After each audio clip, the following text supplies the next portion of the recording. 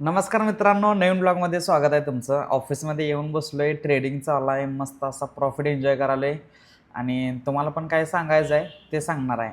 आणि बरीच लोक अशी म्हणत होती की ट्रेडिंगमध्ये प्रॉफिट काढणं जरा अवघडच आहे किंवा ट्रेडिंगमध्ये प्रॉफिट आमचा लई लॉस झाला आहे आणि कोणाचा प्रॉफिट होत नाही. त्यांना सांगायचं आहे मला असं काय तर की प्रॉपर रिस्क मॅनेजमेंट केलं, प्रॉपर नॉलेज असेल तर प्रॉफिट आपण कमवू शकतोय. ते पण कन्सिस्टंट. आणि हे खरं आहे, लॉस होणार पण कन्सिस्टंट आपण महिन्याचं जर बघितलं, प्रत्येक महिन्याला प्रॉफिट काढत आपण जाऊ शकतोय. तर तेच मी तुम्हाला थोडक्यात सांगणार आहे आज. तर इथं बघू शकताय गाईज, आता मी इथं तुम्हाला दिसत असेल की या पॉईंटवरती सेलिंगचा ट्रेड टाकला. आता थोडक्यात इथे एक ट्रेंड लाईन अशी आहे, ठीक आहे. ट्रेंड होता अप ट्रेंड आणि इथून परत मार्केट डाऊन जाणार असं वाटलं होतं मला. त्याचं ॲनालिसिस सांगेन मी कसं का वाटलं आणि का मी तिथं प्रॉफिट केला. त्याच्या अगोदर एक डिस्क्लेमर द्यायचं आहे, कुठला पण तुम्हाला ट्रेडचं सजेशन नाही किंवा कुठलंही असं तुम्हाला लिंक शेअर रेफर वगैरे काही करायचं नाही मला. तर हेच सांगेन की ब्रेकआउट ट्रेडिंग, आता हा जो ट्रेड घेतला आहे ब्रेकडाऊन झाल्यानंतर मी ट्रेंडचा ब्रेकडाऊन झाल्यानंतर मी एंट्री केली आणि त्यामध्ये प्रॉफिट काढला. पण एक अनेक गोष्ट सांगायची आहे की फॉरेक्समध्ये किंवा गोल्डमध्ये शक्यतो ब्रेकआउट ट्रेडिंग करूच नका.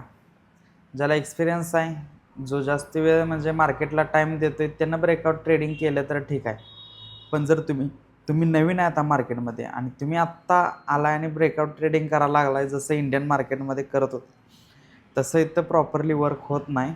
एस एल हंटिंग होत्यात, भरपूर प्रमाणात होत्यात, नाही असं नाही. आणि त्यामुळं पण तुमचा लॉस व्हायची शक्यता असते. पण त्यापेक्षा जर तुम्ही सपोर्ट रेजिस्टन्स प्रॉपर ट्रेड करत असाल, तर मला माहीत असेल की सपोर्ट रेजिस्टन्स कसं ट्रेड करायचं. नसेल तर मला कमेंट करून सांगा, मी तुम्हाला सपोर्ट रेजिस्टन्सला ट्रेड कसं करायचं ते सांगतो, ठीक आहे.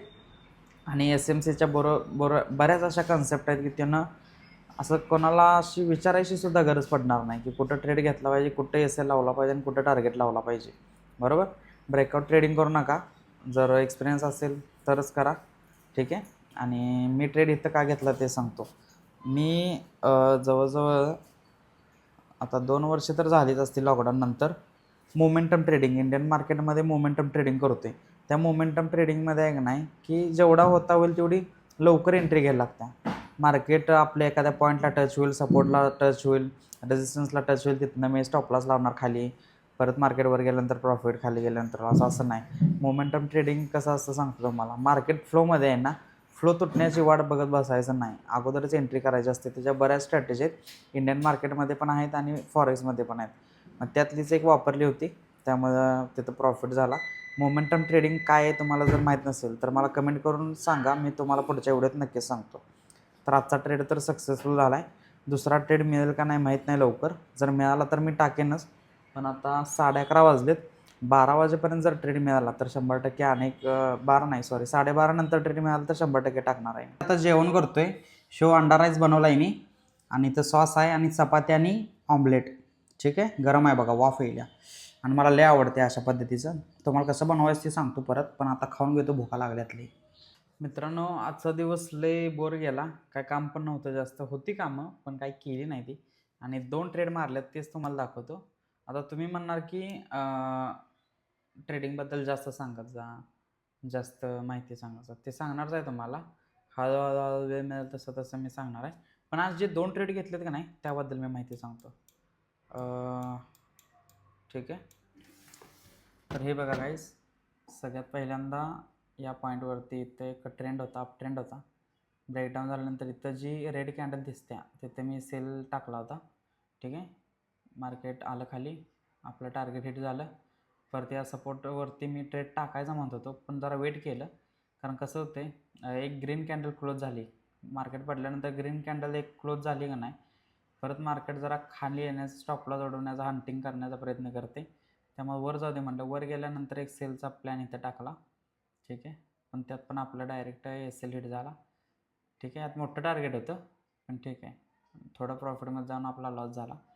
जाऊ दे, काय अडचण नाही. मग 2 ट्रेडमध्ये आपली पोझिशन क्लोज केली, ठीक आहे. अजून भरपूर काय झाले ते पण सांगतो. आणि दुसरं मी जी स्ट्रॅटेजी सांगणार होतो ती अशी आहे की ऑर्डर ब्लॉकवरती पण आपण ट्रेड टाकू शकतो आहे. ऑर्डर ब्लॉक ही एक स्ट्रॅटेजी म्हणता येईल तुम्हाला, मी पण नवीनच शिकलो आहे, ठीक आहे. मार्केट इथं आता डाऊन डाऊन डाऊन आले, इथून एक रेड कॅन्डल क्लोज झाली की नाही, ग्रीन कॅन्डल क्लोज झाली की नाही, तिथून मार्केट अपसाईड जाते. ठीक आहे, कमीत कमी आपण तिथनं जेवढं मार्केट पडले 70% तरी आपण अपेक्षित धरू शकतो आहे की हां इथून मार्केट आपलं म्हणजे हे होईल 70% तर परत रिटर्न जाईल. तर यावरती मी डिटेलमध्ये अजून काही सांगितलेलं नाही. डिटेलमध्ये माहिती काढतो, अजून बॅक टेस्टिंग पण केली आहे मी बऱ्याचदा, ट्रेड पण करतो आहे, पण प्रॉपर अजून त्यावरती रिस्क मॅनेजमेंट केलेलं नाही. ते जर झालं की नाही 100% मी ती स्ट्रॅटेजी वापरतो आणि तुम्हाला पण सांगतो. ठीक आहे गाईस, आज बंद करतो. जास्त काय डाटा आज नाही आहे आणि वैताग पण आला आहे, त्यामुळे आजच्यासाठी एवढंच आहे. आपण उद्या भेटूया नवीन ब्लॉगमध्ये. तोपर्यंत जय हिंद, जय कोटेमंका.